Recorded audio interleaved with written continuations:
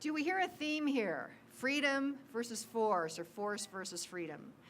Our next speaker is Carol Baker. She's a pharmacist, and she's going to talk about prescription drugs, and that is something that is on the news all the time. Carol Baker. All right. Thank you, Kim. All right. Well, thank you, Kim, and thank you for being interested. Thank you for your enthusiasm. I tell you what, this is new for me. I just started paying attention a little over a year ago, paying attention to local issues and elected officials that affect me, my family, and my neighborhood.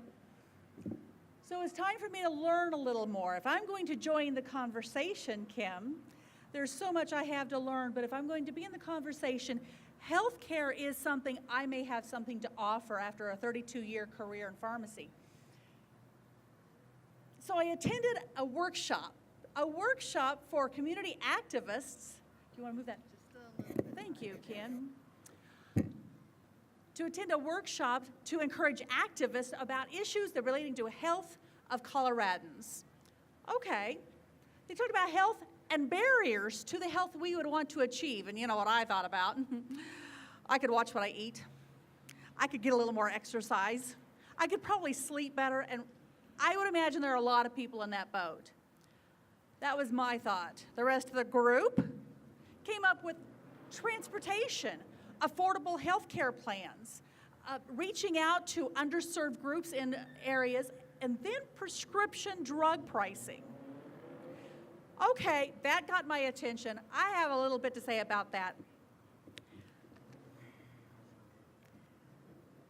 As I was paying attention to this, I was thinking, you know, there's more to healthcare and treatment than just a pill.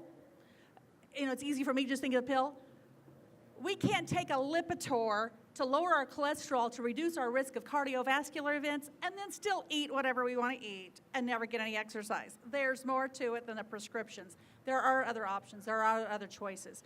I can think of patients who have had struggles with their medication prices. I've seen a variety of solutions, and that's encouraging that there's such a variety of solutions.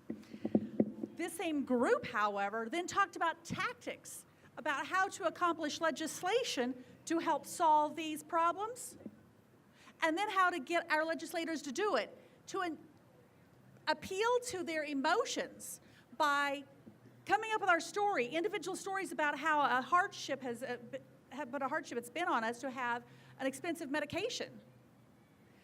I don't think that's an appropriate tactic at all, because if you think about your healthcare providers, particularly your prescribers, don't you want them making their decisions and taking action based on logic, reason, results of well-founded studies, and good judgment? I would hope that's what our legislators would do too, since their actions affect us. Thank you.